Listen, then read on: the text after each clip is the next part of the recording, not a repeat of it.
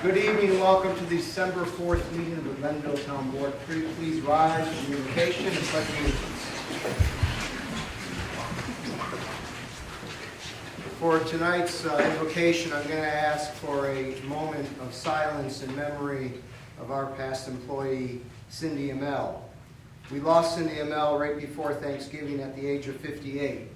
If any of you know Cindy, she was full of life. She lit up the room wherever she went, and she was well loved by our staff, and as our senior center coordinator, well loved by the seniors, the members of the senior center. Cindy left way too early. She will be badly missed, and I ask you take a moment of silence to honor and remember Cindy Amell.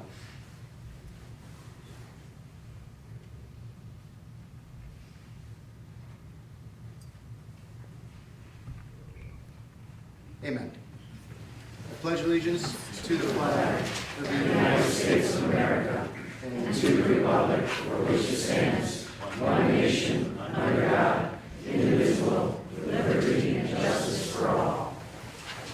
Please call roll.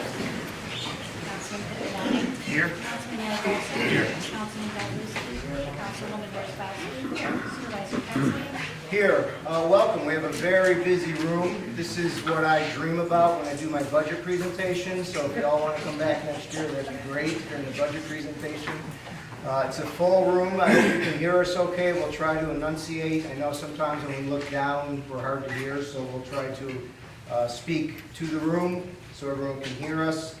We will go over the agenda, and I guess most of you are here for one reason, based on the phone calls we were getting this week. So I'll go over what that proposal is and how it came about before we open up the public hearing. We are going to remove item 13 off of the agenda, which is the resolution that does adopt the change to the solar energy law. That's not unusual. We typically do not act on off a public hearing on the same night. We only do that if it's non-controversial. And based on the size of this room, I would say we probably want to take a moment and discuss this again at the next work session based on the comments we are here tonight, or we've received over 20 comments here in writing. So we will not be acting on this tonight. Does not mean it's in favor or against, but after we explain it and talk about it a little bit, we want to get back to the drawing board at the work session next week, and then we may take it up on the 18th, which will be the final board meeting of the year. If not, it will be a January board meeting at that point. So, no action tonight for item number 13. With that, I'll start with town council reports, and I'll start on my left with Councilman Galuski. Mr. Supervisor, I'm going to shock you and keep this very brief in light of how many people we have here tonight. I just wanted to extend my thanks to all of the DPW crew who helped dig us out of the snowstorm, our local town folks, county and state. Obviously, we all dealt with the snowstorm. It was a lot for the very beginning of December, and my thanks for keeping out to them, for keeping the roads clear, and for keeping us safe. And that's all. Thank you. Councilwoman Worsbowski. I have no report. Councilman Pittawani. No report. Councilman Aragosa. I have nothing. Okay.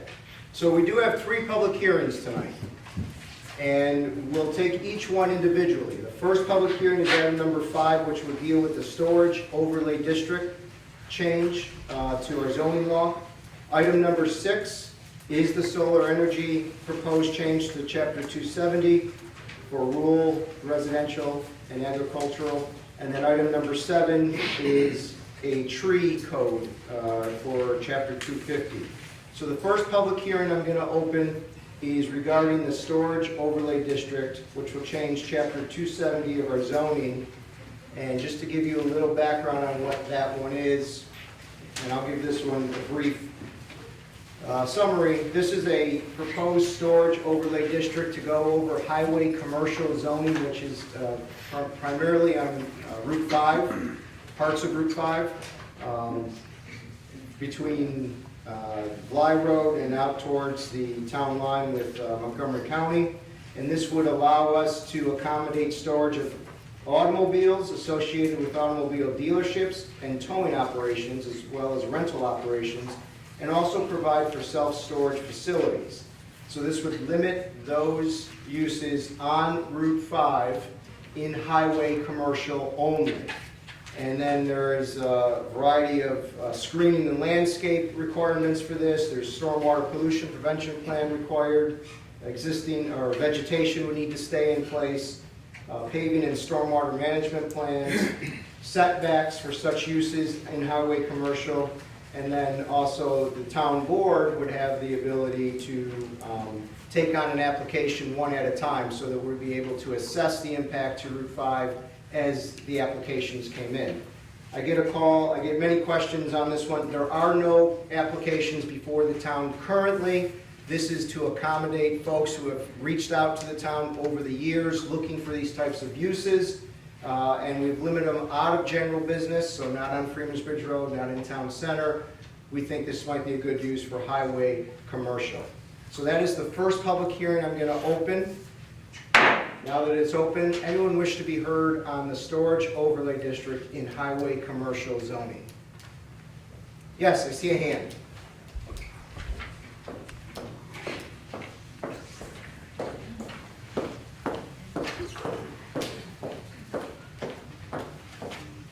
Definitely wasn't expecting to be first. My name is Stephanie Bitter. I represent Jack Robinson. He is the owner of Scotia Storage. I'm glad, Supervisor, that you distinguished the area in which this local law is going to be affecting. My client is pleased that the town is possibly allowing self-storages, but we would like to see this local law amended to also include those of the existing self-storage businesses that the town currently maintains. As you mentioned, this would not affect Freeman's Bridge Road, which is where Scotia Storage is. Without having that, my client wouldn't be allowed to expand and obviously utilize this parcel to its fullest capacity. So we would like to see that recognized in this local law if possible. The other thing that we would like to mention is this local law groups automobile dealerships, towing operations, and rental operations, and we think that it should be distinguished from retail self-storage since they have distinguishing characteristics, and having it separated in the local law will make it easier for an applicant to proceed forward with the overlay district. But like I said, if it does incorporate my client's existing use, we would be in favor of seeing the overlay district going forward and demonstrating that he could utilize it for his expansion. I have a letter to provide. Great. Thank you very much. I could give it to the clerk. Great. Thanks. Thank you, Stephanie. Yep. Anyone else wish to be heard on the storage overlay district in highway commercial, commonly known as Route 5? Going once, going twice, seeing none. Public hearing is now closed. The next public hearing, item number 6, is the potential amendment to the Solar Energy Law, Chapter 270, zoning of the code of the town of Glenville. I will spend a little more time on this one because I know there's a lot of questions on it.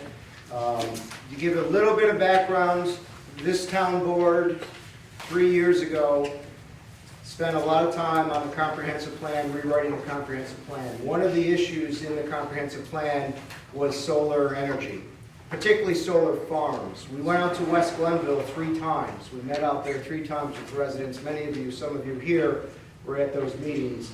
We took all your comments into effect. We had public hearings on the comp plan, and we came up with what we thought was what we heard from the folks, particularly in the rural agricultural district known as West Glenville.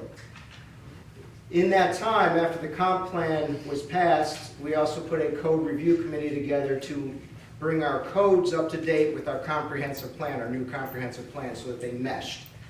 As we went through that process, some of the residents, there was a few residents that wanted to see ground-mounted solar added as a use into this zone. Currently, we do not allow ground-mounted solar in rural agricultural or suburban residential either. So it went through the GECC, some of the members, many of the members are here tonight. It went through from them, it went to the code review committee. Councilman Galuski sits on that with myself and Jim Martin, incoming board member, and our staff. And we took a lot of time with this. took a long time with this to try to get strike a balance between all the different things we were hearing.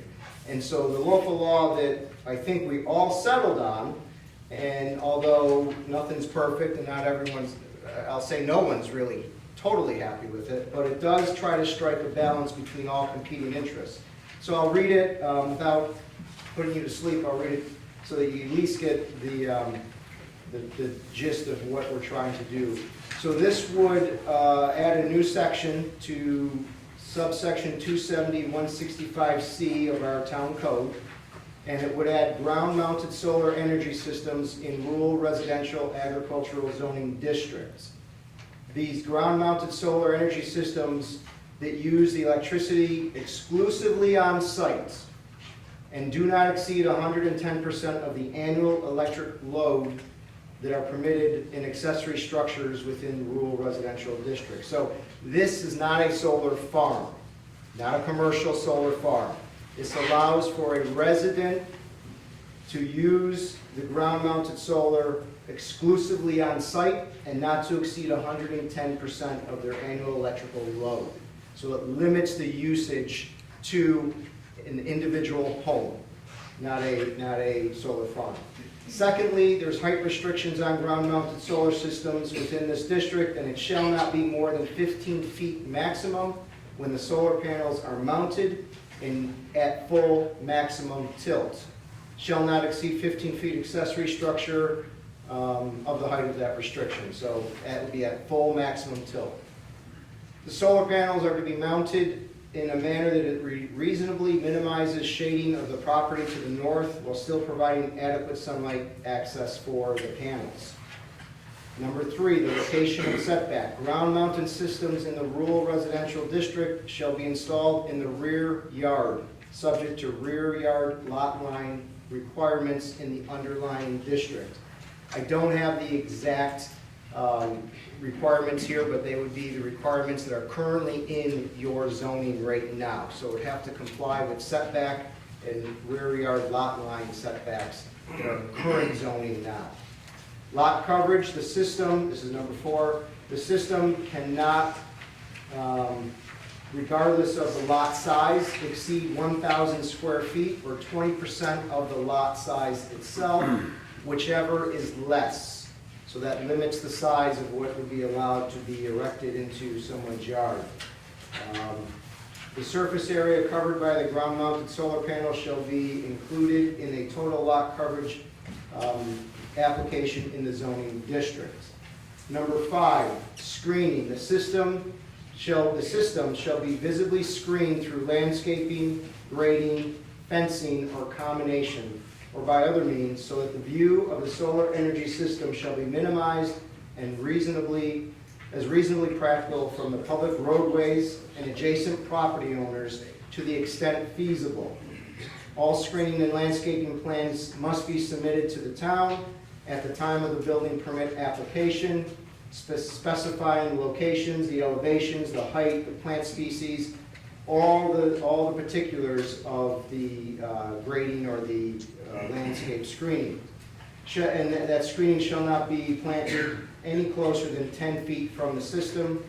Existing vegetation may be used to satisfy this portion of the landscaping screening. We're trying to keep as much natural vegetation as possible. We understand, the beauty of West Glenville, and we're trying to keep that, or protect that, the aesthetics as much as possible. That is the extent of the proposal. So it's very limited. It's meant for individual homeowner use, not solar farms. And with that, I'm going to open the public hearing. Normally, what we do is people raise their hands, they come to the front, they state their name and address for the clerk. She keeps the record. You address the board. It's not a give and take. We don't answer questions typically. If you have a question you really want to ask, we'll try to accommodate that, but we don't get into a debate here. A lot of you signed up here already, so I think to make it easier, I'll go down the list, and then if you're not on here, if you still want to speak, just raise your hand and I'll call on you, if that's okay. I do have Barbara Board. Yes, Barbara, would you like to speak? I don't have any issue with the solar. I have a personal issue. Oh, I'm sorry, so you're for privilege of the floor? Okay, we'll leave that one to privilege of the floor, I'm sorry. That's okay. All right, I'm gonna go to Paul Bagatis? Paul Pagiotis. Okay, thank you, Paul. After I butcher these names, you're gonna prefer that you raise your hand. Okay, my It's name coming is- from a Ketzley, you know? Okay, you want me to spell it for you? No, we have it here. Thank you. Okay, I own some property in West Glenville, and it seems that you are considering solar farming with this 1,000 square foot. Now, that's not very big, and I was wondering if that was an arbitrary number, or whether it was based on the capacity of the existing power lines to absorb it. I think that 20 acres satisfies the output requirements that are on most power lines. Is that set in concrete? Well, nothing's set in concrete at this particular Yeah. juncture. So we're gonna hear all the input and have a discussion further. Yeah, I think it should be based on the availability of existing wiring to accommodate it, rather than just putting out a flat 1,000 square foot. Thank you, sir. Diane Dubowski? And if anyone doesn't want to speak at this point, just let me know as I call you. I guess, my name is Diane Jasbowski, I'm on Church Road. My only concern is that this turns into, opens the door for more solar arrays larger, because it is residential and agricultural. And if there's a larger solar array, I would think it's business, and I know some businesses have come in under the agricultural that are larger than my neighbors and I really like. So we just hope it doesn't open up the door to something more. Okay, thank you. Thank you. Keith, I just can't read it, is it Forrest? Right here. Thank you.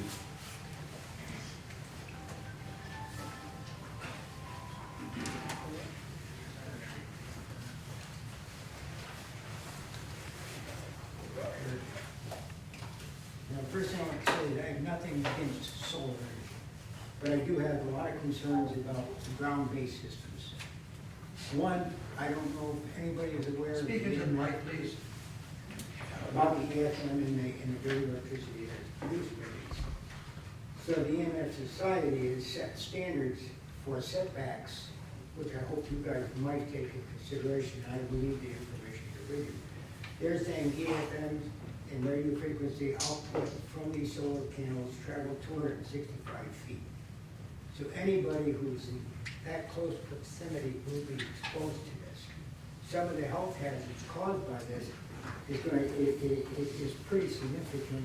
It affects young school children, causes hypersensitivity, causes irritability, severe headaches from this exposure. So what they're saying, when it comes to setbacks, take that into consideration to the neighbor and even the person having it put in. Roof mount systems don't have these problems because the deflection is up, so most people aren't impacted. But ground-based and pivoting systems would even be worse that follow the sun because it's not stationary, so it could affect one neighbor here, catch another neighbor over there, along with the reflectivity. So those are my main concerns, that the town would take that stuff into consideration. A list of everything that could possibly hurt somebody from these systems or too close. I've got the documentation, I'll leave it with you guys if you read it over and take a look at it. Thank you. That's all I have to say. Thank you. Next person I have signed up is Barb Biankowski. Is Barb in the room? Barbara? I'm right here. Oh, okay. Hi. Hi. Before you speak, we'll wait until this gentleman's done dropping off this, just so we have your full attention. That's fine. Or we have your. Thank you, Mr. Borst.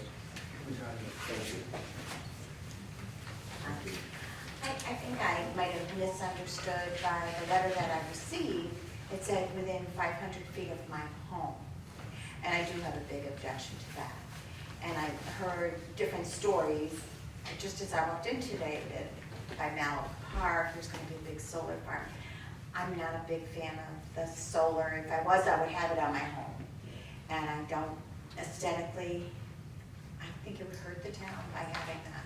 That's all I had to say, and I agree with, the young lady that spoke earlier. Okay. Thank you very much. Thank you. And you bring up a good point, just to reiterate, there is no project currently within anyone's ear. I know the letter said that, and that was kind of general terminology, unfortunately, that was used, but there's nothing proposed in anyone's house or next to anyone's house at this juncture, and certainly no solar farms. Ron, next from 3858 West Glenville. Yeah, Ron Ronaldo, I'm going to pass for now, thank you. Brian, 3887 Amsterdam Road. I'll pass at this point. Pass. Robin from Ridge Road, Robin Wolf.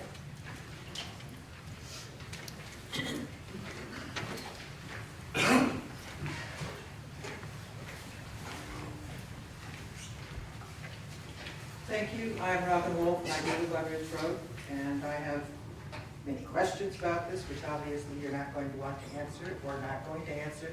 But there's an interesting editorial in this morning's Gazette about the town of Duanesburg that brought up some interesting points. Aesthetics and impact on sightlines, impact on property values, pollution from removal of vegetation, buffer zones and fencing, and the usual issues related to industrial building projects such as setbacks, site maintenance, and removal of equipment at the end of its useful life. My concern is yes, we are basically discussing industrial equipment in a rural agricultural area. I have no idea how useful that equipment would be on a day like, say, today.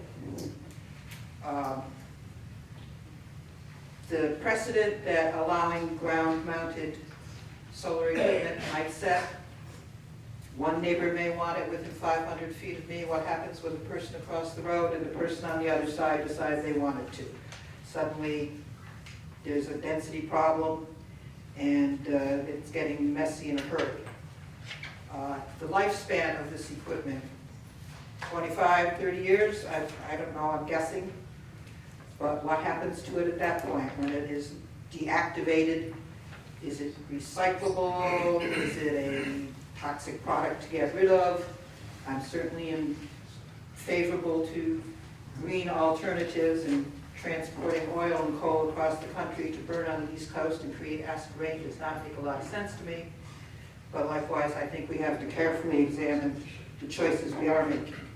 I understand other projects have been turned down because the grid is unable to accommodate their use. And heaven knows, in West Glenville, maybe a wind alternative might work. That's it for now. Thank you, Robin. And if there are outstanding questions, please feel free to contact the town. Melissa Cherubino, I don't want to call you out here, Melissa, but she is our Director of Community Development. She's hiding back there. If you can reach out, Melissa can answer questions. She's, or her department, her staff will answer any questions. I can answer questions, any of the board members can answer questions, but please direct them to us as you see fit. Ray Labrie.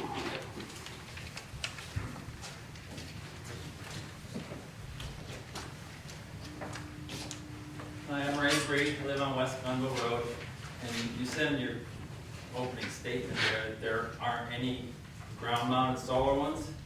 Proposed right now. Oh, proposed, because there are some that are Right. on West Glenville Road. Yes. And I was just wondering, what about the existing ones? What are you gonna do with those that don't have the landscaping and all that stuff around them, because they're clearly visible from the road? So the existing structures are grandfathered in. Why we passed the solar law to begin with was because we didn't accommodate solar, and we used to treat them as accessory structures. And that meant that we treated them like sheds. We just said, oh, we don't have anything in the code that allows it, so let's pretend it's a shed, let's issue a permit based on that. So they didn't have any of these requirements. That's why we passed the solar law to begin with, and now this would be potentially an amendment to that, allowing it. The solar law we passed does not allow ground mounted. This would allow it with proper screening. So that's why we're at this juncture right now, if this were to pass.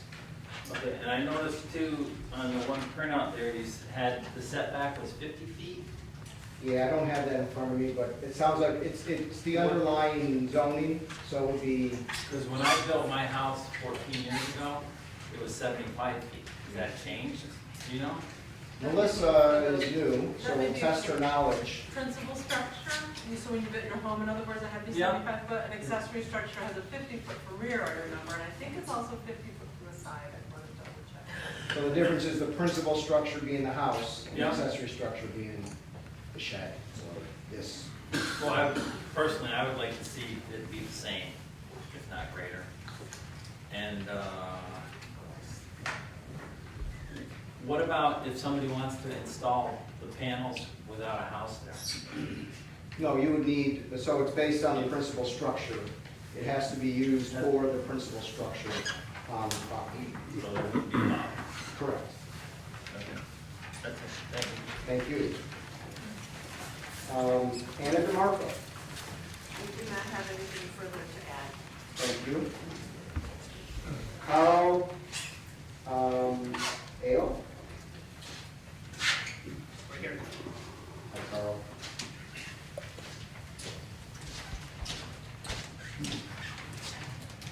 Hi, Carl Otto, across the road. My concerns have basically been addressed tonight. The only thing I want to echo is what the woman over there said about 25 and 30 years from now. Is it going to be like the big giant satellite sitting in somebody's yard? Just like a pile of junk. So, that's all I got to say. Thank you. Mark Stockton. Mark.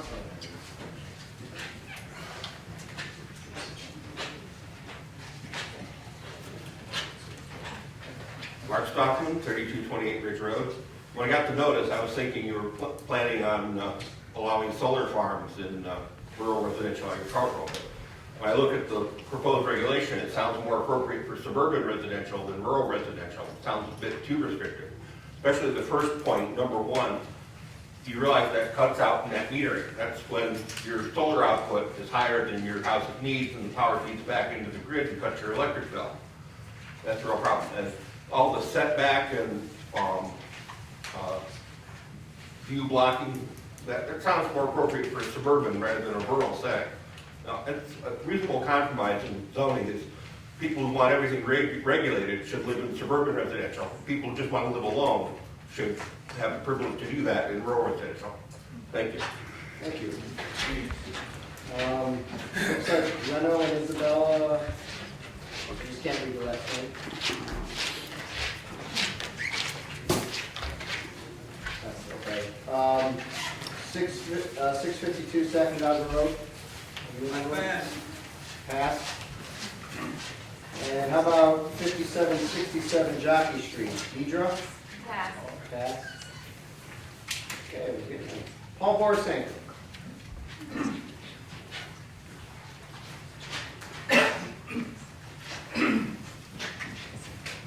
Good to see you again, Paul. Paul Borsenko, 2026 Pine Road. Just a couple things.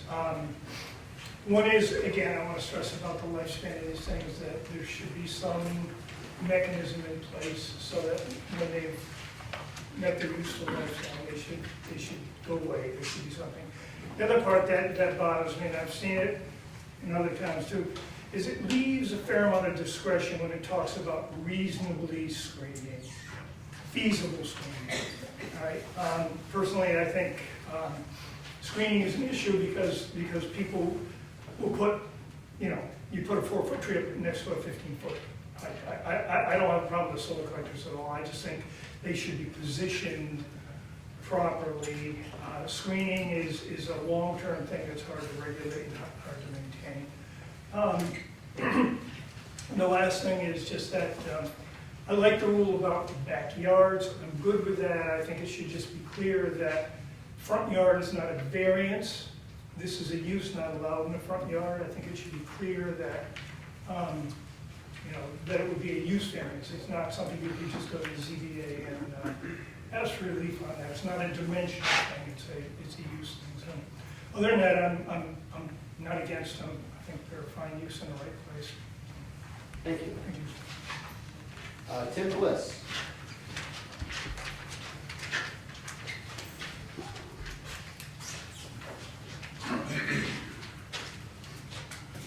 My name's Tim Bliss, I live on Ridge Road, and I may be redundant because the system in here is terrible, I can't understand what people are saying, but curious if any studies have been done about the chemical makeup of these solar panels.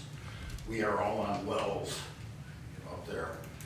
If they're put in, tree hits them, hail hits them, something breaks them, are there chemicals that are going to leach into our water and ruin us? Because I actually live on the highest elevation out there. When you get to the top of Ridge Road, you go up my driveway, you're at the highest point. I'm not gonna get public water. So if there's an issue with these things contaminating our groundwater, I'm not in any way in favor of it. Secondly, I didn't build a log home out on top of the mountain to look at solar panels. I want wilderness, I want woods, I want, and I just don't think it's the right place for them. Thank you. Thank you. Sue Booth,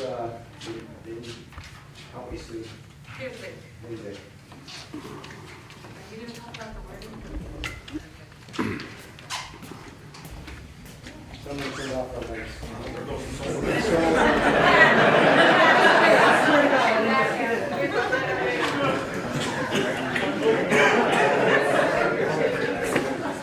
Let me help you out here.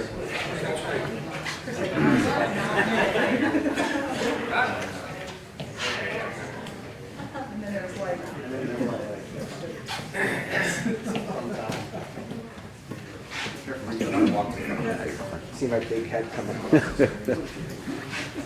Sorry, Sue.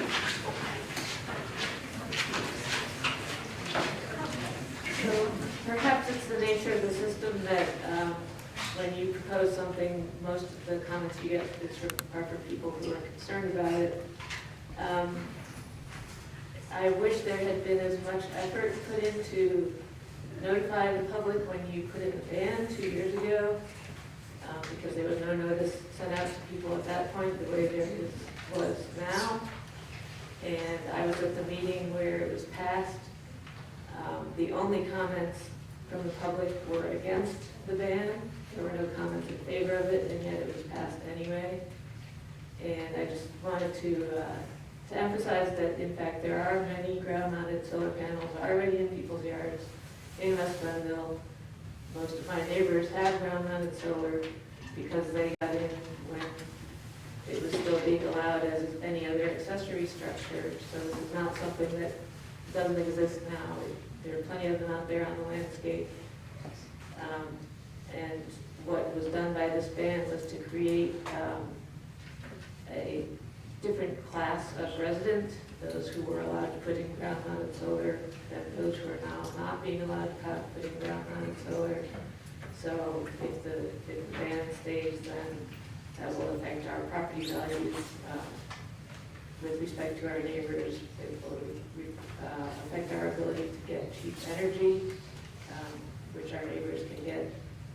And so this reversing the ban would bring more equality to West Glenville, and it would provide more opportunity for people to make wise economic decisions for their families, and also have the ability to do what they choose on their own property, which was taken away by this ban.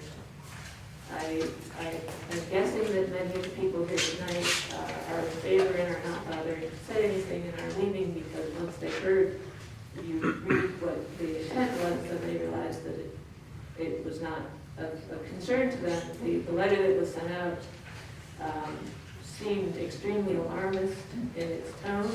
It told us all that there was something going in within 500 feet of our house, which obviously was not true, and it seemed designed to raise concern and to bring people out who were worried about solar farms, which obviously a lot of these people are.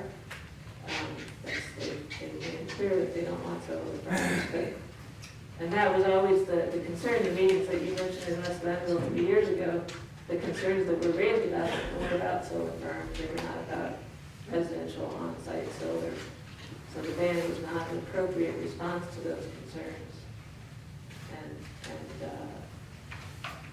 allowing residential on-site solar, as one of the previous commenters mentioned, is very much consistent with the rural lifestyle, the self-sufficient lifestyle that people want to have when they live in a rural area, and with the attempt to be environmentally conscious that many of us also want to have in a rural area.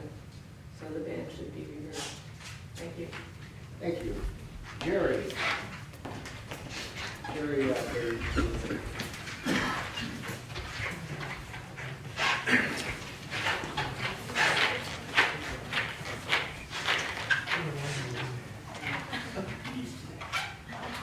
Sue covered most of my concerns as well.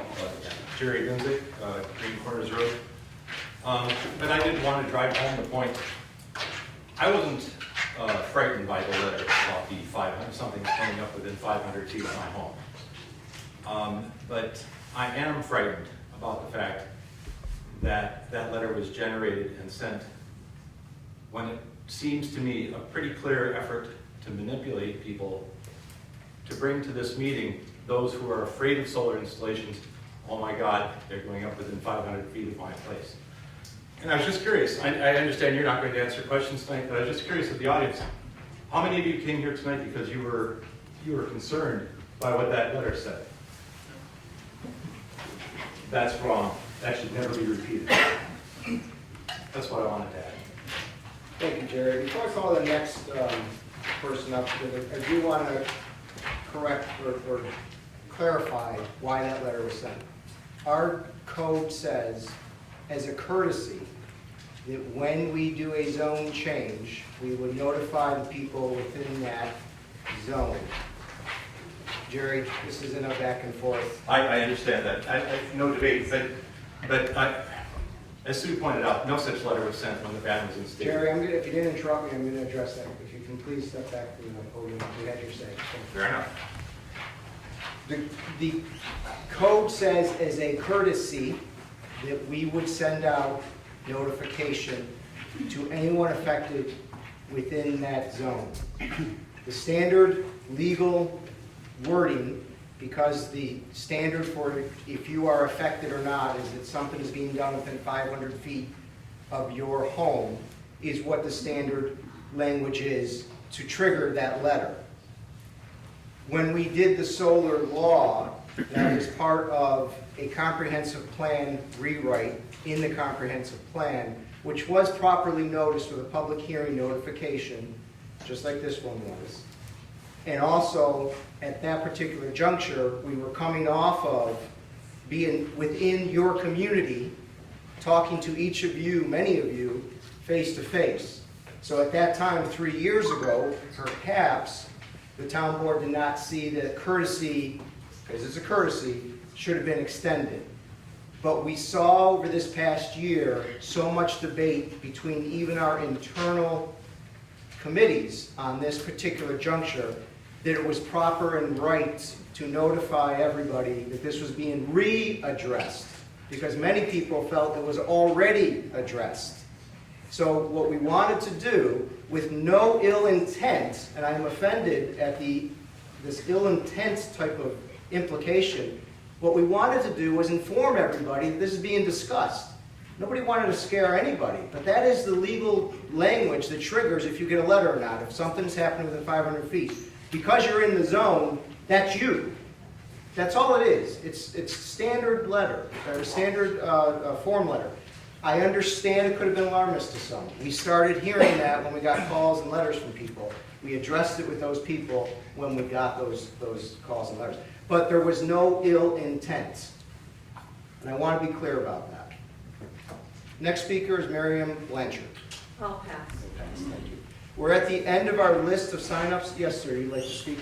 Yeah. Yes. Right, so, my name is David Gillikin. I live at the end of Lovers Lane in West Glenville. So a few things that were brought up tonight. There was some talk about, well, first of all, I want to say that I actually already own panels. We're about 5 years out from having 100% free electricity at our house. So I know solar panels. One of the things I wanted to bring up was that the code, the way it's written, says that electricity can only be used on site. And again, as someone else already brought up tonight, that excludes net metering. So in our house, we produce 100% of the electricity that we use. We produce a little bit extra, maybe 5%, so we're within that 110%. But we don't use all the electricity that we make at our house. It goes into the grid, and then when we need it at night, we pull it back from the grid. So the net exchange is that we, don't make more than we use. Health. There are no studies that show any side effects from using solar panels, nor any contamination from having solar panels in your yard. Solar panels are made mostly out of silicon dioxide, which is the same stuff that the rocks in your yard are made out of. And there are a few other things in there. And in fact, solar panels are recyclable. There's a market for this already, and they're not going to be sitting around after 30 years turning into unused satellite dishes. Another point that was repeatedly brought up was aesthetics. You can't target solar as an aesthetic and leave all the other unsightly objects laying around. We have corrugated garages in front yards, junk cars, houses without siding, oil tanks, and all over the place, electric poles and electric wires. Now, I personally think that solar panels are a lot prettier than all of these things, and they make me money. So I'm pretty happy to have my solar panels. I'm doing something good for the environment, I'm doing something good for my family, and I think that we should all have the right to be able to have our own personal use ground-mount solar panels in a rural area. And a lot of the properties that we're talking about, you would only ever be able to see these panels from an airplane. So a lot of these, screening and all of these things, in some instances, is not really necessary if you live in the middle of the woods. No one will ever be able to see these unless you're in the air. Can I ask you a question just because it's a technical question and I'm confused on it? Because I thought when we put in 110% usage, that accommodated for all you net metering so that you can pull it back in. I thought that's why that was put in there. It's that first sentence that can be interpreted in different ways, I suppose, where it says that exclusively on site. Because we don't exclusively use the electrons that we produce on site. Right? We send them off and we pull off. So net, we don't make more than we use. So it's just that first sentence. So if we were to remove exclusively on site, but leave not to exceed 110%, that principally still addresses using it for the principal structure. Precisely. That would make it all okay, in the way I understand it. I appreciate it. Yes, sir. My name is Brandon Hill, 505 Market Road. Like a lot of people, I was nervous that there was going to be like a solar farm next to my house. I don't think the letter was scary or anything. I just think maybe it could have been like added that there wasn't a particular plan. I don't really, so I have like 5 acres. If I wanted to put a 3-acre solar farm in the middle of my woods in my backyard, I don't know how it would affect anybody. So I don't think that like the square footage of 20% of that really should matter. I also don't think that the usage necessarily matter. I think it should be more along the lines of like the aesthetic. Now I could see why my neighbors wouldn't want to see my solar panels. So like having a 50-foot of trees that would block them, I think it's probably pretty reasonable. So I think that's more the guidelines that I would want to see. Also, it seems to me like when you talk about 110%, that it's specifically mentioning the ground system. So if I put a ground system in my yard and it's giving me 110%, what's to stop me from putting more on my roof if it's not being factored into that meter? Because it doesn't seem like that language is in there. Which I guess I wouldn't be opposed to if it would be more money in my pocket. But, so yeah, at first I was not really happy with this because I don't want solar farms in all fields in West Glenville. But I think with some tweaking, this would make sense. Thank you. Yes, sir.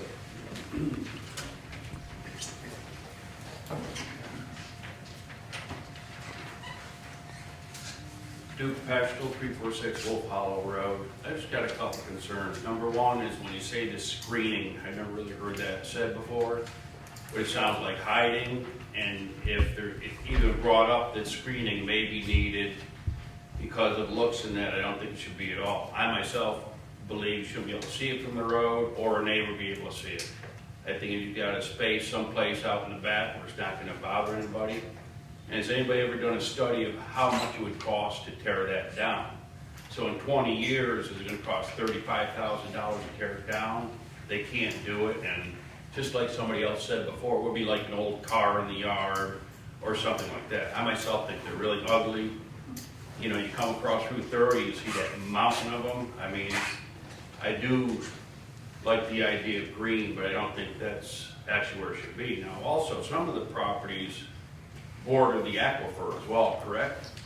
Like Wolf Hollow Road, everything runs down.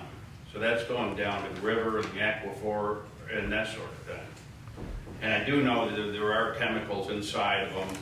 I know the way they're processed.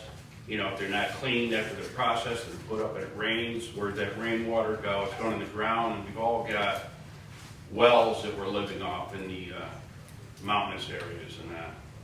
So I don't know. I'm against them. Thank you, sir. Anyone else wish to be heard? Yes, the hand raised.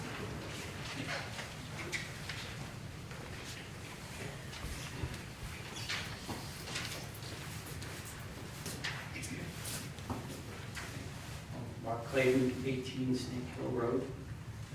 I just wanted to address the concerns about the lifespan of solar panels.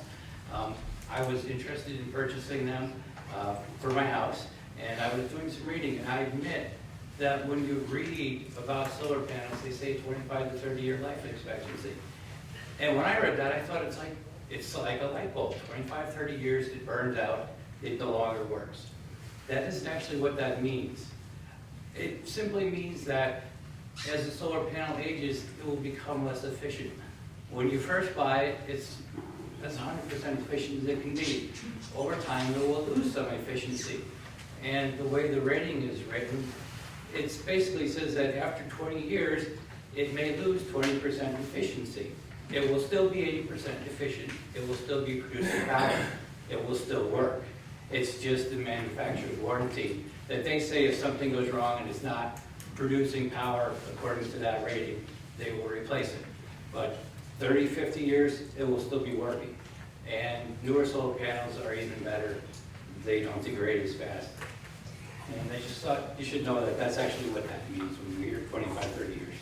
Thank you. Anyone else wish to be heard? Could you do it, guys? I'll go ahead and I'll come back to you, and then we'll come to this side.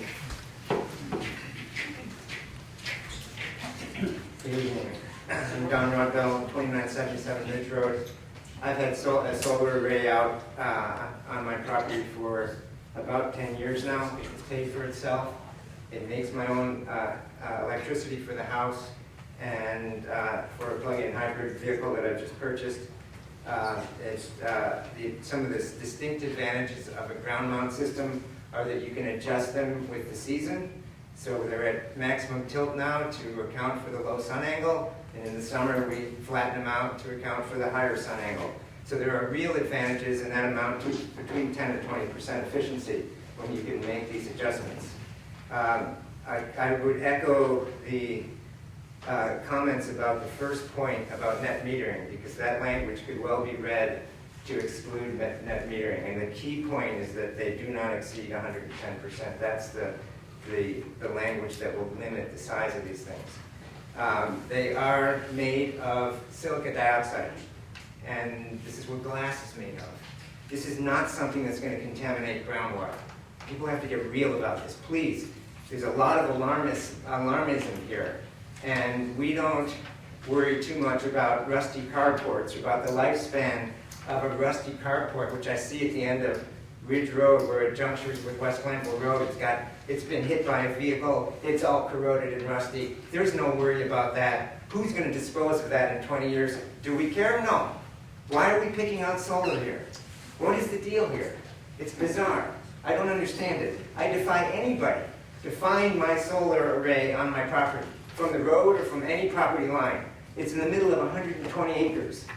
You need a drone to see it, or a helicopter. There are a lot of large property owners out in the hills who can install this stuff, and it's absolutely invisible to everybody, with no added screening. When this ban was passed 3 years ago, you guys threw the baby out with the bathwater. You banned a clean source of energy for large landowners who have a property right that they would like to exercise to make clean energy for their own purposes on site. These are not solar farms. That letter was really misleading and alarmist for sure. I'm not suggesting that it was intentional, but it was misleading. And I really regret that went out, because it certainly brought out a lot of people who seem to be very negative about solar. So my main points are the net metering language needs to be adjusted slightly. These things are not a source of contamination for groundwater. They're just not. It's just basically glass.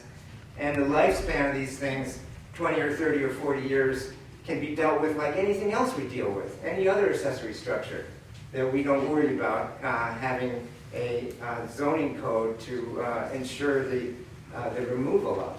They'll be dealt with. Thank you. Thank you. Ma'am?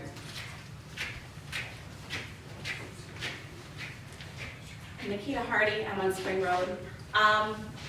I received the letter too. I was alarmed, to be honest. I know solar energy is a good thing, but there are some things about it that we don't know about, and we probably won't know about until 50 years from now. And including in the process, is there an inspection component of the soil? Based on my research, the soil should be evaluated prior to installing the ground panels. Not currently, not in the law. Well, I recommend that be looked at so that we can have that level of security. Thank you. Thank you. Yes, ma'am. Yes. And then we'll come to, you had your hand up, we'll come to you next.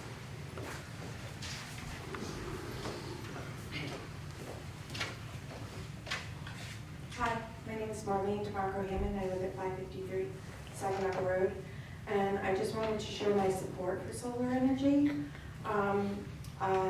It was really good to hear everyone's input, but I want to just share that I know that it's really hard sometimes for people to embrace change and visual change in the landscape, but I think it's exceedingly important for us to embrace change in clean energy, and the idea that people want to have the freedom to put this energy in their yard and have access to it. It may look unsightly to some people, but I think that it's really important that people have that option. I think that sometimes it seems unsightly because it's different, because people aren't used to it. But I think the world is changing, our needs are changing, and the demand for clean energy so that we have a cleaner world and cleaner air. It's a necessity that we need to embrace and that people have a right to embrace. And this comes from, I lived in Maine for 30 years and I moved back to my hometown, and solar energy was highly embraced there. And so I embrace our community to look at all the concerns, look at people's concerns, but also consider that this is a need that people have, and we should. Thank you. Good.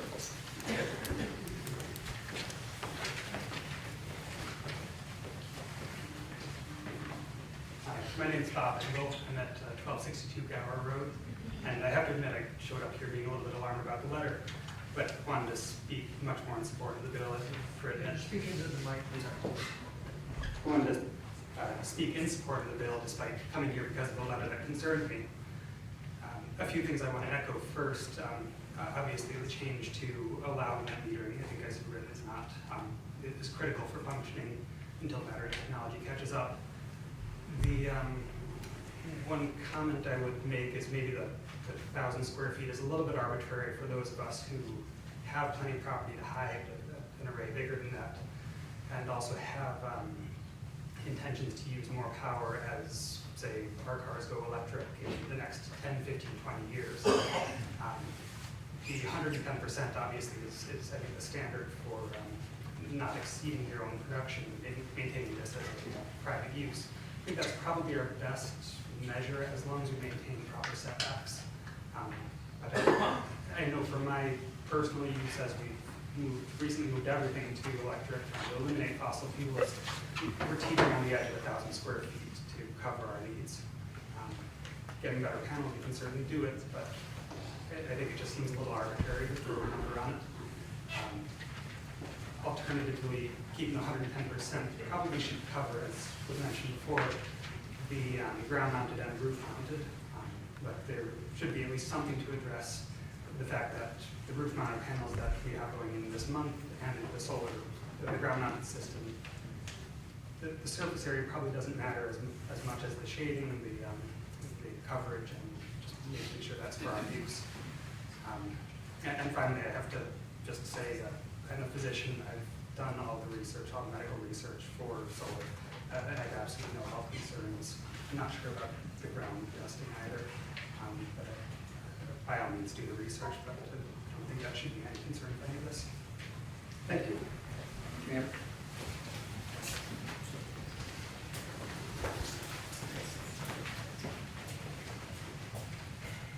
Hi, my name is Nanette Rothman. I live at 804 North Road, and right across the street from our house is a big open field that Paul Pagios owns. Can you hear me better? My concern is, would it be possible to install these panels on land where you are not living? Concern there is maintenance, security. Should a problem arise, no one's there. I have a horse farm, horses get out. So if this is an open field, is there something that is stating people need to reside at the location to offer that security? And that's a huge concern for me. This proposal requires a principal home and it requires to power that home. So you couldn't put it in just a field without the principal structure there. Right, that's a huge concern. I also have a concern, I'm not a fan of grounded solar panels for a lot of the reasons people have mentioned. I think there are health concerns. I think there's a lot we don't know about yet. From a kid's standpoint, we have kids in and out of our home as a foster care home. It's not something I'm in favor of. Thank you. Dr. George, did you want to speak?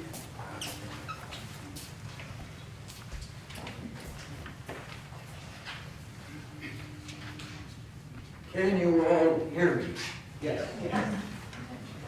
Speakers, when you are speaking to such an important occasion, make sure that the audience does hear you. A lot of good words were spoken this evening, and I suspect 50% of you did not hear them. Work on that. Also, make sure, dear supervisor, that your speaking system is enhanced so that you can pump up the volume.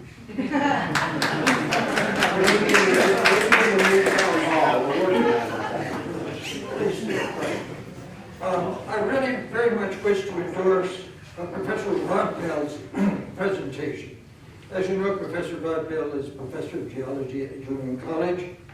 I seem to have some allegiance to the institution myself, but his energy and his knowledge on this subject should be very much respected.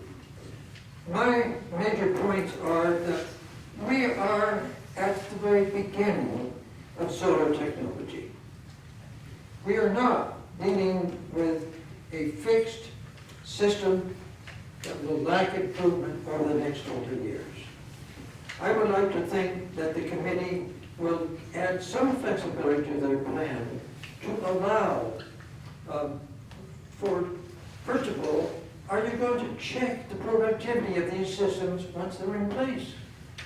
Are you going to assume any responsibility now that you have a lot of them and they are so important that they are really serving well?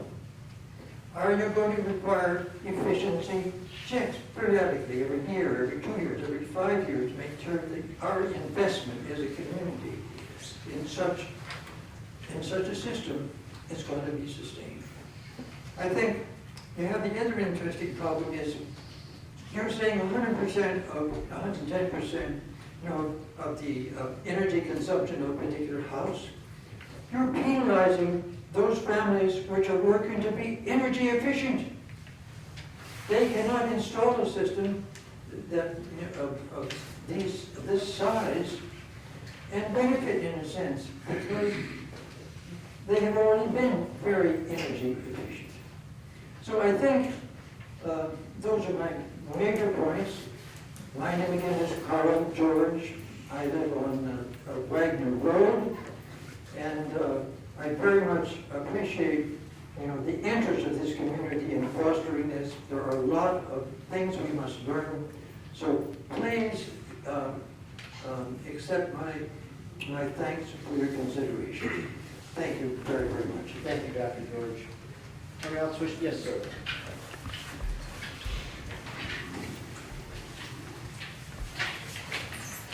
Ken, Gordon's Road. I have solar on my roof. I have no objection to solar. I like that it's small arrays in the backyard, no issue. Only thing that I don't want to see, and I think most of my neighbors that I've talked to, just don't want to see farms going up and down the roads. Thank you. Thank you. Anyone else wish to be heard on? Yes, Dan. When I moved to that spot, I thought I was going to be first. Good evening, I'm Daniel Hill. I'm the chairperson of the Glenville Environmental Conservation Commission. I'm speaking in that capacity tonight, and we meet on the fourth Monday of every month. We would be delighted to have even a fraction of you come to our meetings. We can address many of the questions that you ask. Those that we can't answer, we would be happy to research. So we encourage you to be aware that we exist and to think of us as a resource for when you have questions about issues like this. So this, the amendment would further at least 6 of the comprehensive plan's goals and priority initiatives. So GECC generally recommends adoption of this amendment, but we do need to point out, as several others have, that in the first section, as this went through a bunch of entities for review and revisions, it looks like this got mashed up with 2 different intentions for limiting it, but what it's ended up is contradicting itself. So it says you can generate more than you use on site, but you have to use it all on site. So that doesn't work. There's a few different ways that this can be cleaned up, and people have suggested some. What we think would be the simplest one is just to make this language mirror the same language in the section of the zoning code that's immediately before this, where it just says ground-mounted solar energy systems that use the electricity primarily on site are permitted as accessory structures. So that takes care of the whole issue of the net metering, the installation, the engineering. Because the other sections of the statute have the height restriction, have the footprint restriction, have the screening, have the 1,000 square feet, or whatever square footage you put, whether the capacity is 110% or 150 or 200 or 500, it still has to fit in that space. And by just saying primarily on site, that's looking forward as the energy efficiency of these increases and the same size panels would generate even more capacity. So there you go. Thank you. Thank you. Anyone else wish to be heard on this matter? Yes, sir.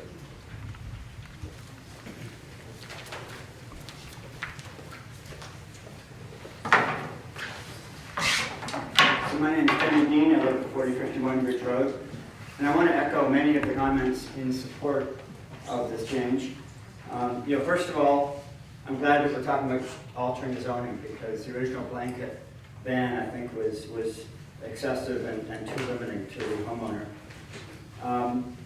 And regarding the wording of the letter, I do assume good intent, but I think in future you should consider a letter stating wording change versus a specific application to an adjacent site. Getting back to the change, I think you've written it really well for suburban properties, but what about large properties? You say backyard, but how's that defined? There are some houses that are 1,000, 2,000 feet off the road, and what's important is it's not visible from the road. So I'd like you to consider saying backyard or not visible from the road, and make that so that it doesn't have to be located with respect to the house, but with respect to roads. And I think that finally, the 100% limit, or 110%, two changes. One is consider annual usage. I think that's what the intent of that is, not instantaneous or any given, short period of time. The other is, what about growing electrification? I recently went to heat pump, so I'm not burning fuel in the winter. I'm using electricity because I have more solar. And so my usage is actually going up. And if I size based on without that heat pump, without electric car, I'll have an undersized system. So I'd like you to consider that, and that goes together with 1,000 feet. Great, maybe for suburban, but consider for larger properties where the solar is not visible in any way from neighbors or the road. Why are we giving a limit, other than the usage and the demand of the home? Great, and thank you. Anyone else wish to be heard on this matter? Going once, going twice, seeing none, public hearing is now closed. Thank you. We'll move to item number 7, which is a public hearing regarding our new tree code. Should take a lot of people who are interested. I'll give the room a minute to clear out.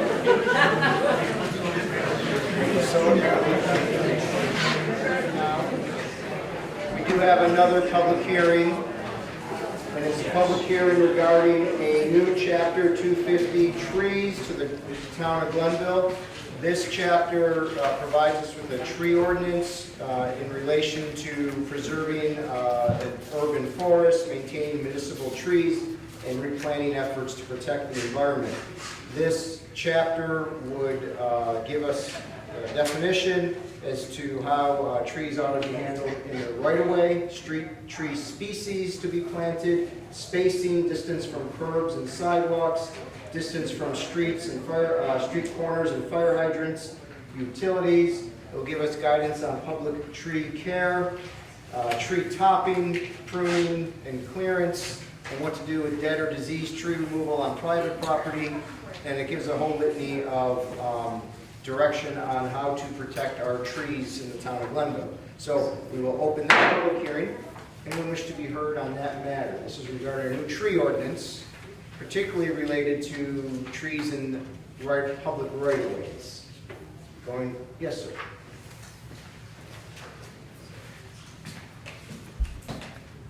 Brandon Hill, 505 Record Road. I didn't even know this existed until I walked in here today. But it seems to me like this is something that maybe the Department of the Planning and Public Works Department or whatnot should already be doing. I also was looking at like the fines and stuff in the back, and that someone could be fined $500 or imprisoned if they fail to comply with something to do with this, like trimming a dead tree branch or something. It seems a little excessive. And, if you send a letter to a little old lady who can't even go outside her house because her tree limb might fall and for into a prisoner, I think that's kind of wrong. So I think this is generally just not needed. It should be handled by parks that already exist. Thank you. Thank you. Any other comment? Yes, sir. Can I speak from here? Sorry, public hearing, again for the record. Okay. I apologize. No. Good Festival, Wolf Hollow Road. Sorry, but I didn't know about the tree thing. Now, this has nothing to do with trees on my property? Zero. Right, it has to do with in public right-of-ways the town owns. Right. Okay. So which is what, 20 feet from the center of the road? Yeah, at most roads. Right. Okay, very good, thanks. Thank you. Yes, back to Sue.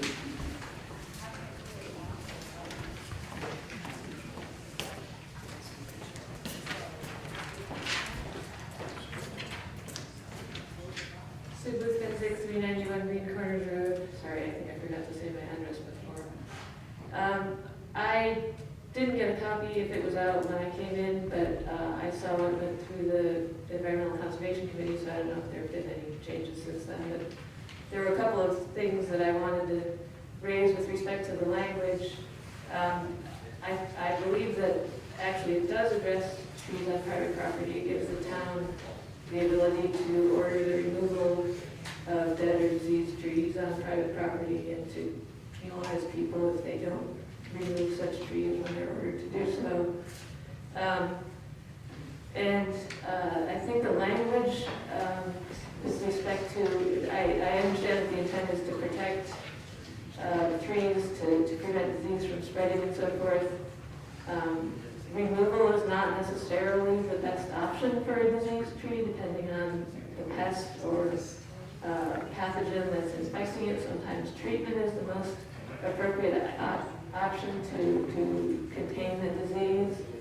And if removal is recommended, then what's done with the wood after it's removed is very important to contain the disease. So I don't think the language is adequate to accomplish what you're trying to accomplish just with what is written in the code as it's written.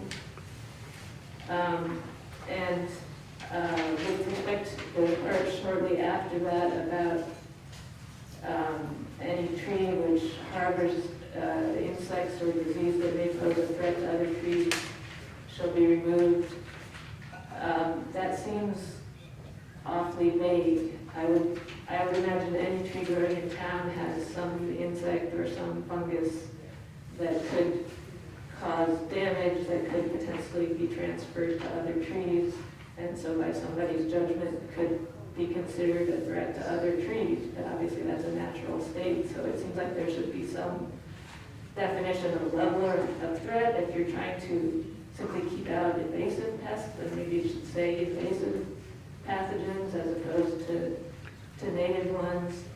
But I don't see, it doesn't seem reasonable as stated to just say that any tree harboring any insects is a threat, because that's a natural state. So it seems like there needs to be more thought put into that to define it so that it actually is protected and can be used in a productive manner.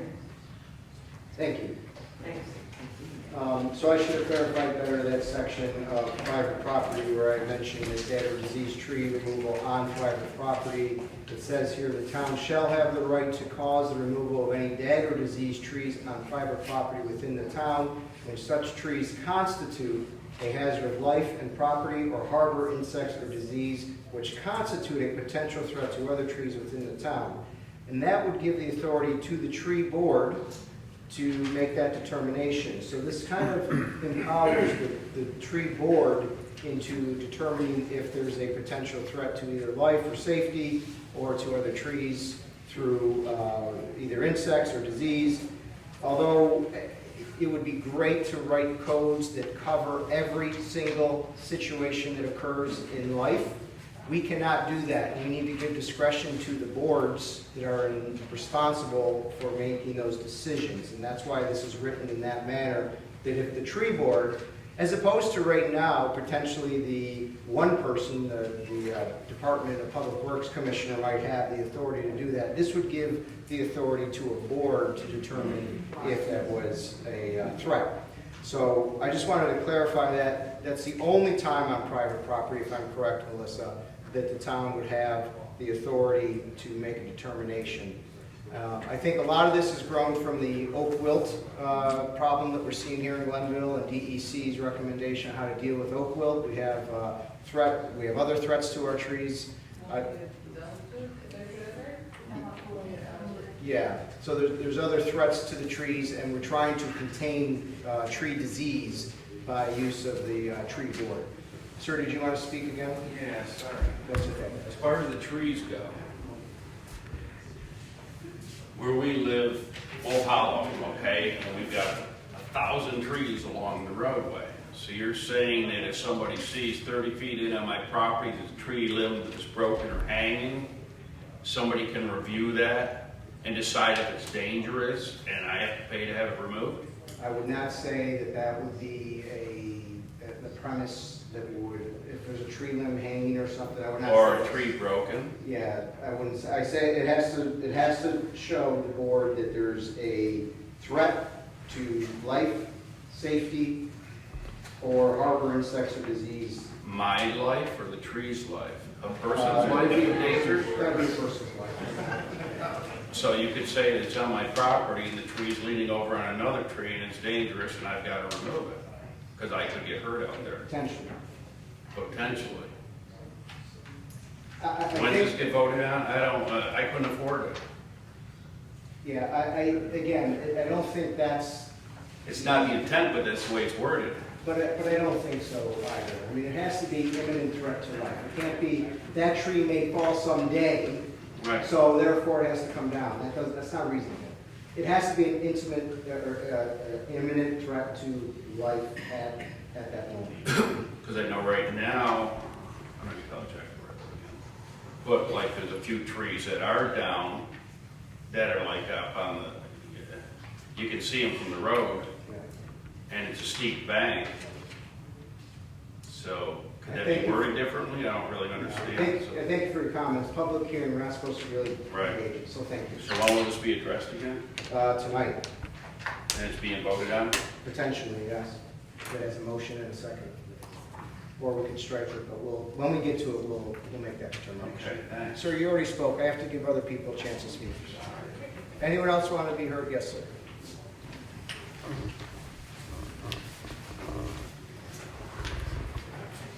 Carl Shalik from Washoe Road. I didn't know about this either until I came here tonight. I just want to say that it seems like a little bit of duplication, for instance, with the Oakville problem. That's taken care of by DEC. Why does the town have to take care of that kind of stuff? I mean, they're experts in this area, and it just seems like duplication, which we really don't need. Thank you. Anyone else wish to be heard on this matter? Yes, sir.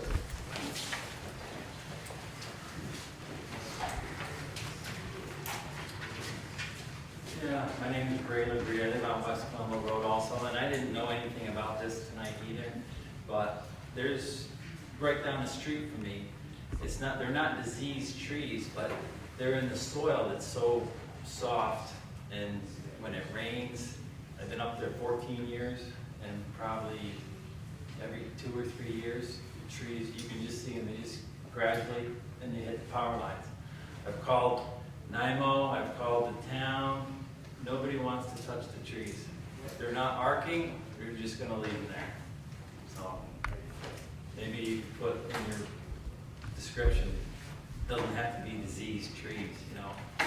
And I feel for the guy over here that said, you know, he's got a whole line of trees on Wolf Hollow. I know what he's talking about.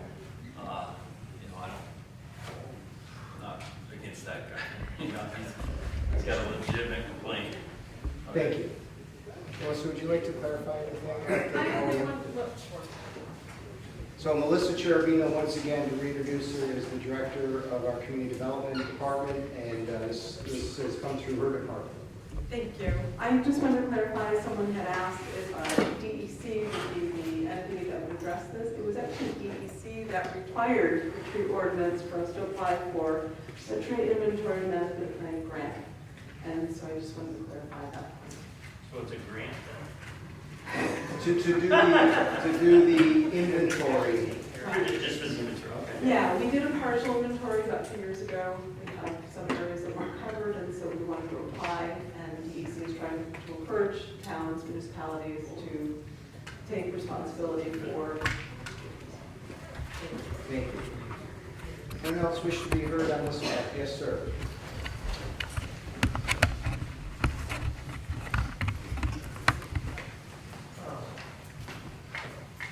My name's Frank Hutchin, Ridge Road. On your thing, you said dead disease tree on private property. Can they put in there someplace that the board, this board that you guys are gonna have do this, that they will discuss with the homeowner before they go and do any kind of action, or put something like that in there saying discuss with them? It's already, there is a language in in there, the tree board will cause the building department to notify in writing owners of such trees, so that conversation would take place through the. In writing, but will they take a conversation first, like person to person, take a look at the situation, describe it, and then write it down as a plan of action between the homeowner and the town and say, okay, I gotta do this by such and such and such a day. But that says they'll write us write a letter to us, which is fine. They're just saying, here, you gotta do this. Instead of discussing with them and saying, hey, because I got a tree in my front yard that's gonna come down, but I'm like, I'm not ready for it yet. I don't have the money to it. I know it's gonna come down, but they're just more handing a penalty. They change that writing a little bit. We can clarify that potentially. Something just to discuss person with the board, or bring it to them, show them the situation, have somebody come and assess it. Well, the nice thing about the board is it would be a public entity, so it would be a public meeting. So nothing would be done in an office somewhere without the public being aware of it. But would they come actually out to the property? You probably come to the board like you're doing right now and address the board. And then bring pictures and photos, because we can't get anybody out there to take a look at it. Potentially they would come to the property as well. I mean, we try to accommodate. Right, I mean, it's case by case. I mean, it's not like this happens every day. Right. So it's not like you guys got like 30 of these lined up to do. It's like, oh, I got one maybe 6 months, a year, maybe that much. So I'd like to see something like that. Thank you. Yes, ma'am.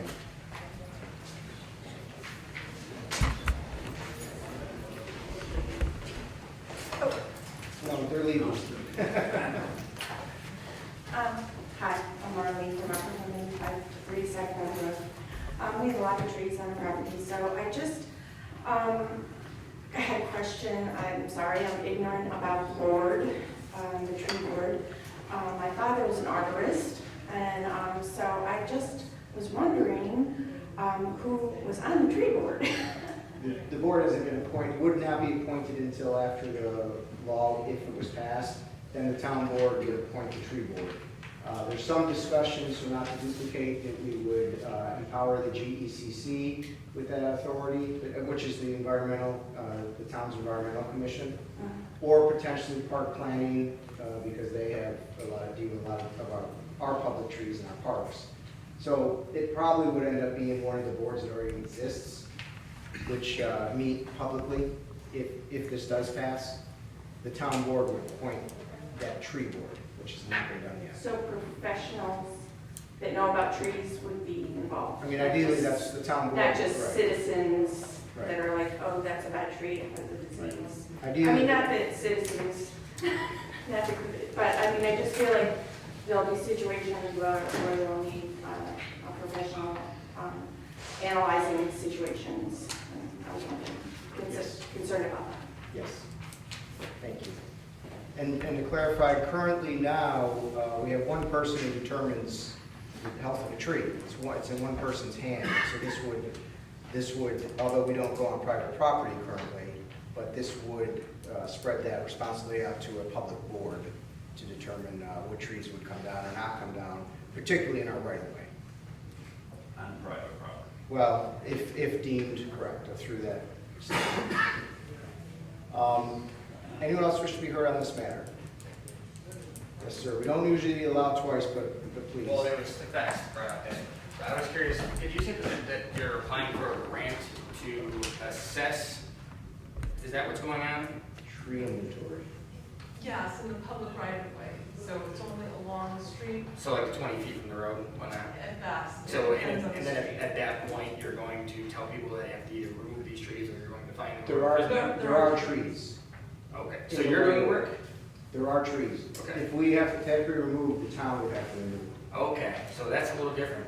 Right. That's, in the right of way, they're town trees, even though it's your property. Right. But in the right of So way. that's 20 feet from the road, if you guys decided that the tree's not good, you're gonna whack down. At the town's cost. Yeah, right. Okay. So then my concern with this, one is that you're kind of giving power to elected boards, maybe fine or prison people.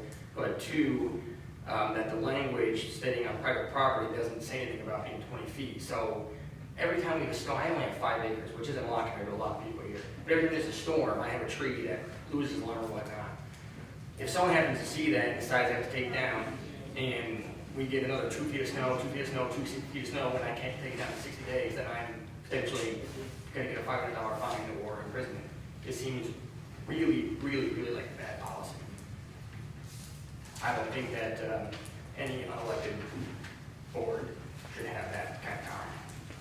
Thank you. Thank you. Anyone else wish to, yes, Melissa? I don't want to, but I'm just one thing. So,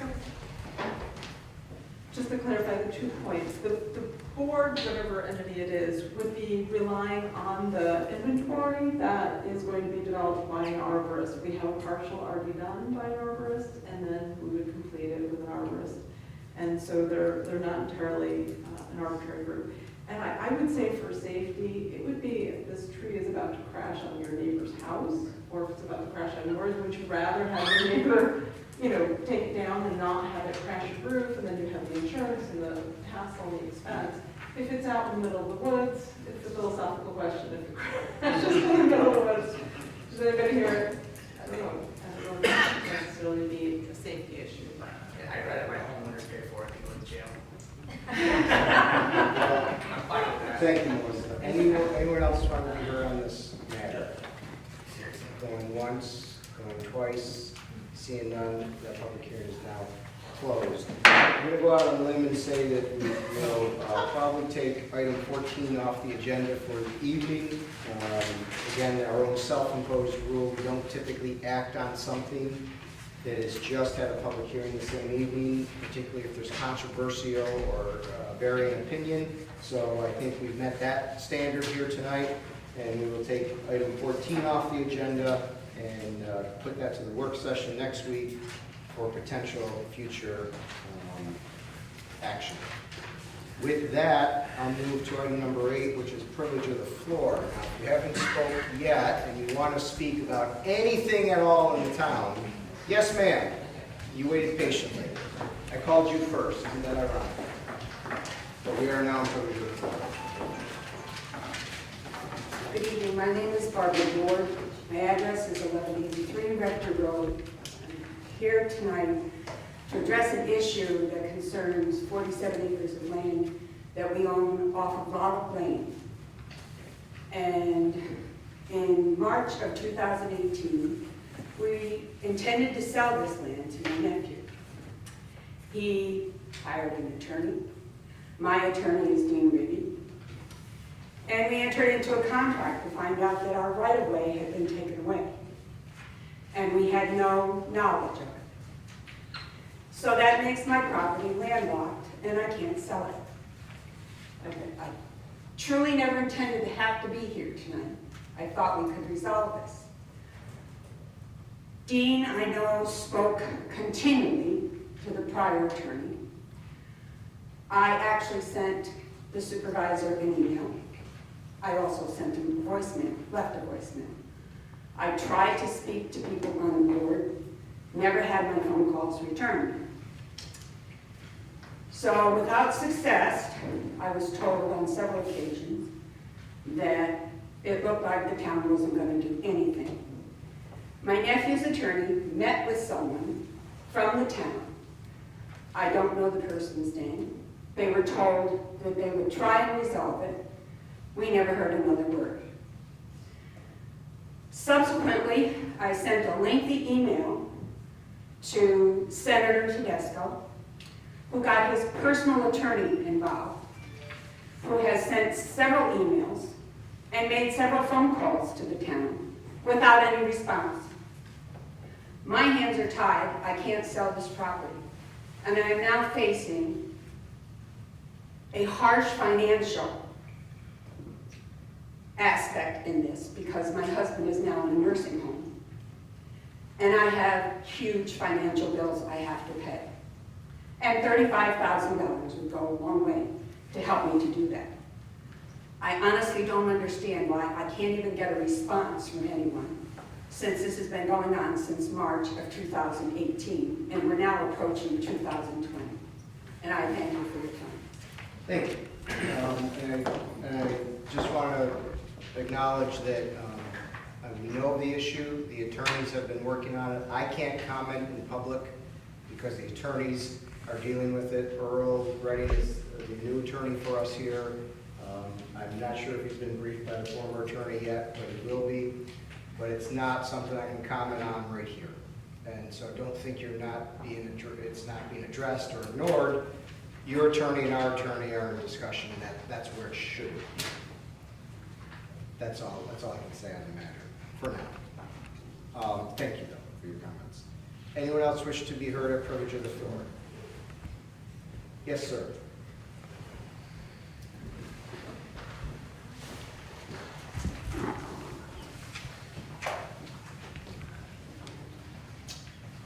My name is R.J. Fulmer. I live at 2140 West Glenville Road, right before North Glenville.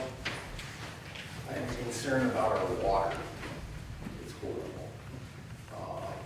Eats up all our faucets. I got like a $6,000 water softener system and iron system. Doesn't do a damn thing. So my suggestion is, what could West Glenville, or Glenville do to possibly bring in a service line? So you're on a well? I'm on a well. I'd love to stay on a well, but it's chewing up my heating systems, and if I knew that when I bought the house 3 years ago, I wouldn't have bought the house. But I love the area. And I think it might cause concern with my neighbors, because a lot of them don't want water brought in there because it could potentially bring more houses. That's why I'm suggesting a service line, because it would service the existing houses and nothing more. Well, I can tell you bringing the water line in is very, very cost prohibitive to the homeowner, because you have to pay frontage. And a lot of folks have a lot of frontage out there, and that's why water stopped where it stopped before the lots got sizable. Right. We can look at the cost again. It would require everyone to sign on, whoever would be affected by it to get to, I'm not sure where you are. I think what I would suggest is perhaps you call the water department and get the particulars of what it would take to get from where water stops to you. Right. And we could do an engineering study, and that would give us the cost, but more likely than not, residents are not going to be able to afford it. That's why it's not. Right, well, that's why I'm suggesting a service line. It wouldn't be a public water line, it's a service line, which they're two different, it's not designed to. Yeah. But you did say all existing homes that are there now. Right, existing, nothing more, so that would prevent any more houses to be built, because that would not supply any more. But it would keep the cost completely on those homes. Right. That service. And I think we would like that, because we don't want any. Yeah, I mean, we can look into it. Because, I mean, we run our water once a week, and I got 2 wells. Kathy Visco in our water department is the person you're probably going to want to call if you can do that. She can get the ball rolling with the water department. They can look at it and give us an idea, and then we can get an engineering study that looks like it's even remotely feasible. Okay. But we'd have to start with looking at the particulars of how far one is and all that stuff. All right, well, thank you for your time. Thank you. Anyone else have privilege of the floor? Yes, sir. Brandon Hill again, 505 Road again. I was just curious, now that we have a ton of snow, does the city do anything to like clean off the fire hydrants or anything like that? Because I'm out at the road and I know there's one near my house, and like I've been plowed out, but I don't know if I'm supposed to be doing that or someone else is supposed to do it. We will do it. As we get to it, we do ask residents to help and do whatever they can. Okay, that's fine, so I just keep We just put in a request to the National Guard because we're in a county that is under a state of emergency for National Guard support, and that's one of the things they do. I know that the request went in yesterday. I haven't heard back yet on that. Okay, I was just curious. And the other thing I don't know if it's appropriate to mention here or not, but so living on Richter Road at the bottom of the hill is the train tracks and turning off Route 5. And especially if there's a train coming and you're turning on and there's a lot of traffic, like people pull over the shoulder, but I'm surprised there's not accidents there all the time. Is there like any possibility to try to get a turning lane there to turn right on the Richter Road? Because there's plenty of space, and I think it would probably make a lot of people feel a lot better. We can send that to Traffic Safety Committee and see what they say. All right, I appreciate that. Thank you. And now it's yes, sir.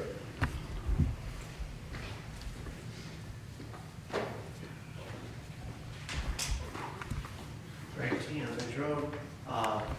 Any plans to pave Rector Road. Please. We'd have to talk to the highway superintendent about the paving plan, but not. That road is like 2 miles long, and it's pretty rough. Thank you. Thanks. Anyone else wish to be heard at privilege of the floor? Seeing none, going once, going twice. Privilege is now closed. We now move to supervisors' comments to the board, which I'll keep fairly brief.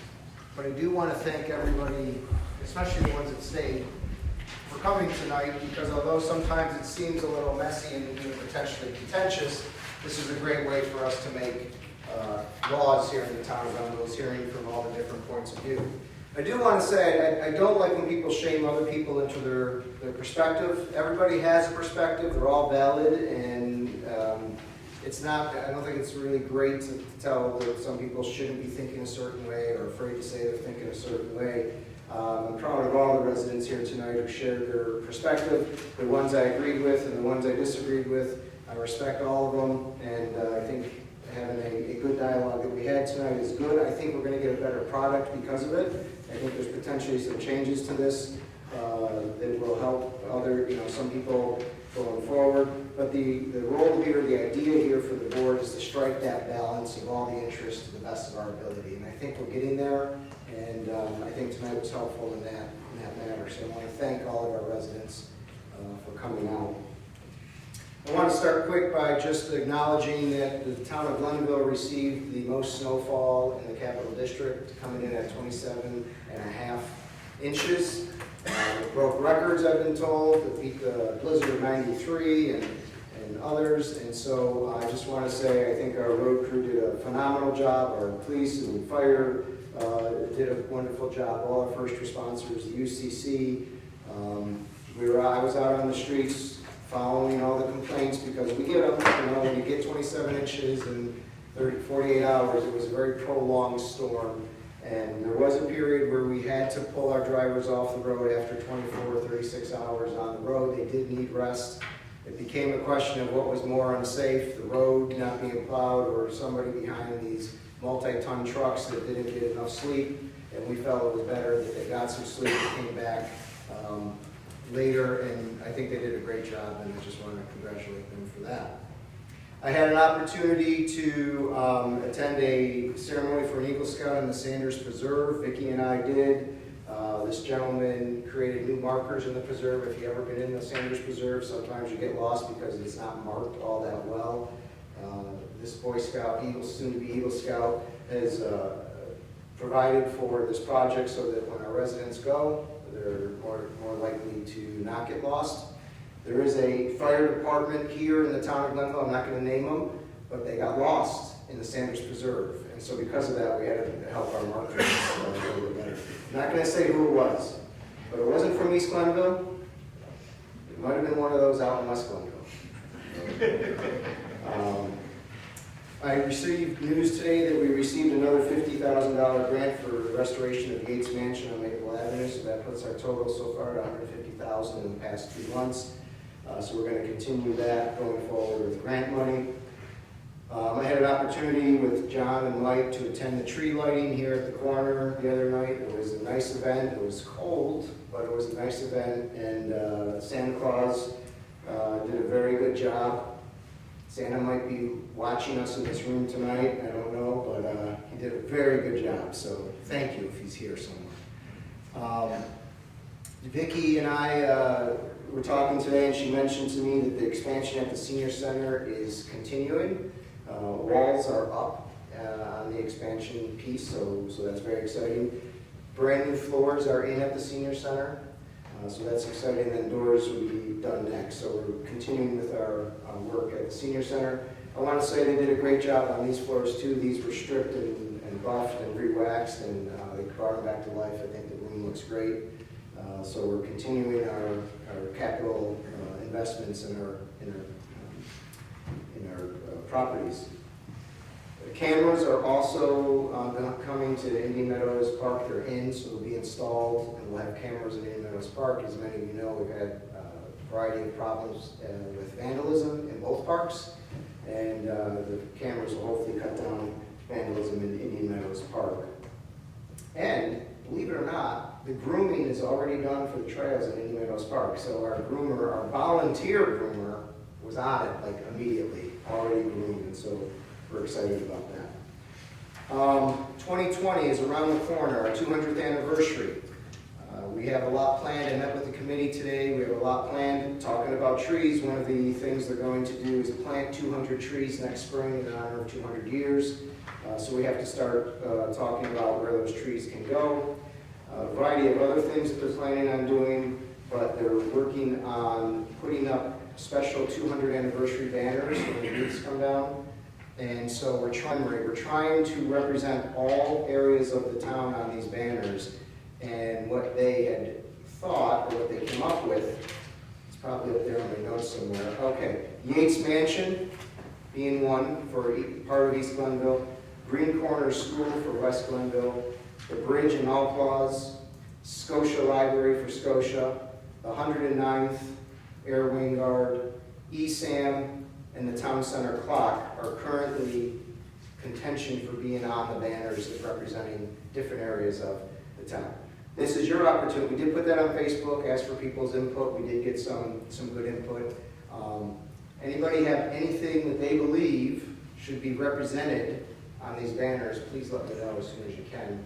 But those are kind of the iconic things that the committee came up with so far. And every part of the town, West Glenville, East Glenville, Scotia, Alclaws, are all represented in those pictures. So that's your opportunity. You're on notice. Please get that to us as soon as you can, because we do have. I think we should do something for the fire departments. Potentially. We can talk about that. Lastly, I just want to report quick on the budget, or some financial notes, I should say. Through October, our year-to-date court revenues are up 15% over last year, so that's very good. The traffic car is obviously working. We're on pace to end 2019 with $231,000 in court revenue, which would be the highest since 2009. With bail reform coming in January 2020, I don't see our court revenue staying high. We're probably going to take a hit in court revenue, actually. So that's the change we're going to have to talk about going forward, but right now our revenues are high. Our Metroplex sales tax revenues for the first 3 quarters are down, however, 2% over 2018, which itself was flat from 2017. So it's been 2 years flat, now down 2%. Year to date, we received $12,000 less in sales tax than last year. However, the state comptroller released a report stating that sales tax revenue in Schenectady County increased 4% through September. So hopefully, the disparity between the sales tax reported and the distributions to the towns will work itself out in the fourth quarter, and we'll get a bump in the fourth quarter, but we don't know that just yet. Mortgage tax revenue in 2019 ended on September 30th with revenues of $566,000, which was slightly below budget of $580,000. So for the year, there were 930 mortgages recorded in Glenville. Think about that, 930 mortgages in the town in 1 year. But it's the fewest that we've seen in 10 years. So it seems like home sales are slowing down, or refis are certainly slowing down. The figures for October were solid, and the numbers for November, though, were troubling. They did slow down quite a bit. For the entire month, we totaled only 49 mortgages in November, which is a total revenue of $25,000. Mortgage revenue for November was the lowest of any month since we started tracking in 2010. So we hope November is not the new trend. It's just a hopefully outlier. And lastly, while we haven't even hit 2020 yet, we're already looking at 2021 budget. We are now 4 months into the 2021 tax cap year, and the cap stands at 1.76% for 2021. Currently, a quarter of the way through the year. If the 2021 cap comes in below 2%, it would be the 6th time in 10 years that it was below 2%. So that could be a challenge for 2021. That's really all I have to report currently. Any questions or comments for me? Thank you.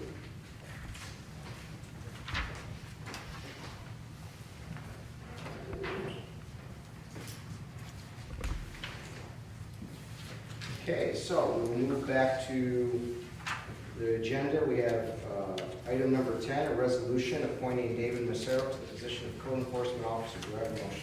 So moved. Do I have a second? Second. Moved and seconded. Any questions or comments? Mr. Supervisor, this resolution is in connection with the vacancy that exists within the town. The adopted budget included the funding of part-time code enforcement officer for the town of Glenville. With budget of 12 hours per week. We did conduct some interviews. We have many qualified applicants. The interview team does recommend that David Massaro be appointed to the position due to his background as a professional firefighter and his state certification as a code enforcement official. Should this resolution pass, that David Massaro would be provisionally appointed to the position of code enforcement officer part-time effective December 9th, 2019 at a starting rate for such title of $26.37 per hour. Any questions or comments? Seeing none, please record the vote. Councilman Pedalani? Yes. Councilman Aragosa? Yes. Councilman Godlewski? Yes. Councilwoman Wozzachowski? Yes. Supervisor Pettsley?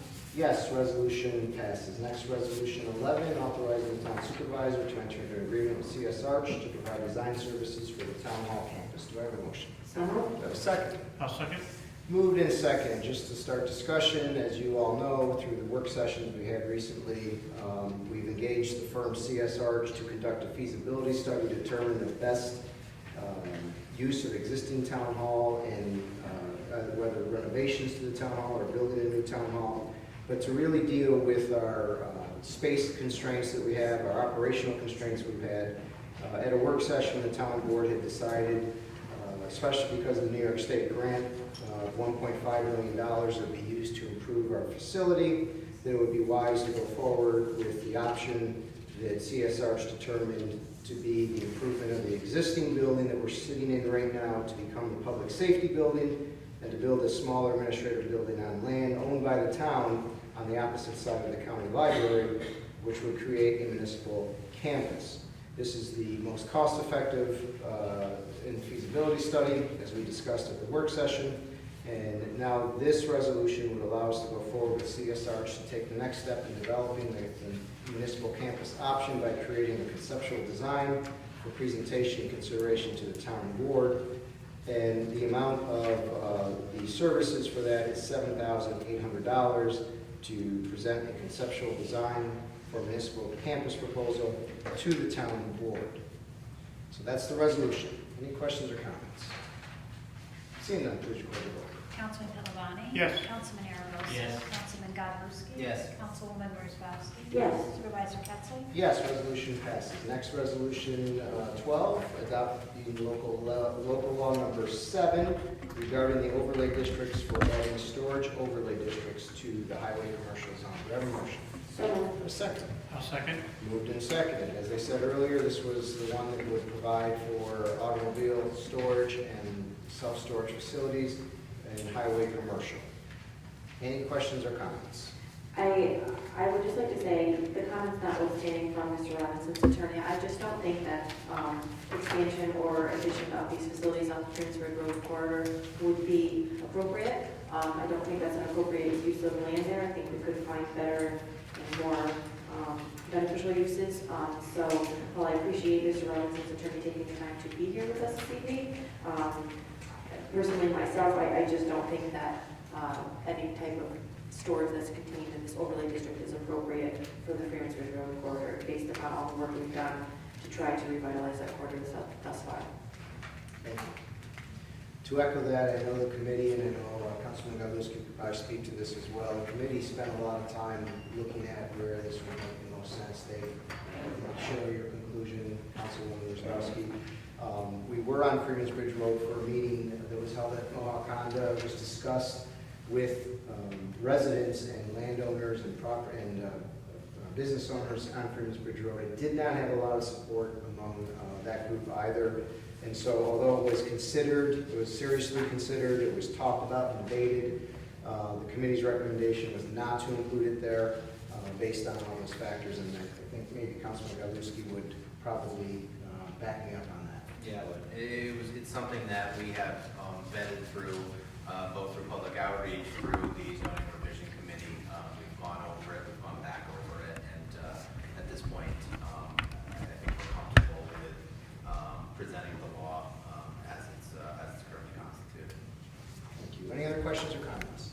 Seeing none, please record the vote. Councilman Villabani? Yes. Councilman Aragosa? Yes. Councilman Godlewski? Yes. Councilwoman Rosbowski? Yes. Supervisor Kessler? Yes, resolution passes. The next two resolutions, 13 and 14, I think I'm comfortable to say will be pulled. We will have further discussion on this at our work session on December 11th, which is next week. The future of each of these two resolutions could be taken up as early as December 18th at the next town board meeting. But if we're not comfortable at that juncture, it would go into January 8th or sometime in January before we would take the resolutions up again. So I know a lot of people left tonight. If you can spread the word, if they want to hear the discussion at the work session next week, that will be in this room, 7 o'clock. We sit down there at the tables and have a discussion among the board informally. So that's where those will move in that venue. Next, resolution 15, authorizing the supervisor to enter into the contract with APF, which we do annually every year. This will be for 2020 and 2021. Do I have a motion? I'll make a motion. Do I have a second? Second. Move second and third. So as you all know, state ag law requires us to deal with seized dogs, and so we have a contract with the APF to help us do that. Our DCO, our dog control officer, takes the stray dogs to the APF for daily rate of $65 per dog, and that is set in the agreement, and this will allow us to continue our agreement with the APF. Any questions or comments? Seeing none, please report the vote. Councilman Villabani? Yes. Councilman Aragosa? Yes. Councilman Godlewski? Yes. Councilwoman Rosbowski? Yes. Supervisor Kessler? Yes, resolution passes. We are at the end of the agenda for new business. I'll start on my left. Councilman Godlewski. Councilman Rosbowski. Even though most of the residents that spoke this evening left, I would like to thank everybody that did stay, and also thank the residents that spoke. As the supervisor said, sometimes the process of legislating within the town is it's not always smooth, but I think that hearing from everybody this evening, to me, is very important, because I can't do my job. I represent you and work for you. So thank you to everybody who came, who spoke. I appreciate hearing your point of view. It helps me do my job much better, so thank you very much. Thank you. Councilman Villabani. I have no new business. Councilman Aragosa. Excellent. So with that, I'll take a motion to adjourn. I'll move it. All right, we're going to move in a second. All in favor, aye. Any opposed? We're adjourned.